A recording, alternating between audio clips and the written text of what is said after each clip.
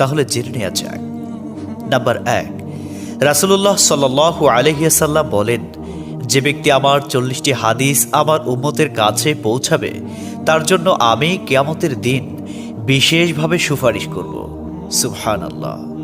Number 2, মানুষের মধ্যে যারা মৃত্যুকে বেশি করে স্মরণ করে এবং তার জন্য প্রস্তুতি নেয় তারাই সবচেয়ে বুদ্ধিমান। নাম্বার 3, প্রত্যেক জিনিসের জাকাত আছে, আর দেহের জাকাত হচ্ছে রোজা।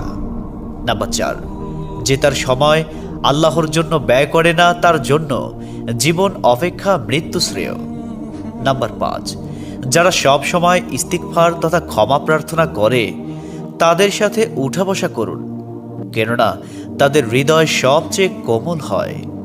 নাম্বার 6, তুমি যত সিজদা দিবে আল্লাহ তত গুণা তোমার মাফ করে দিবেন। সুবহানাল্লাহ।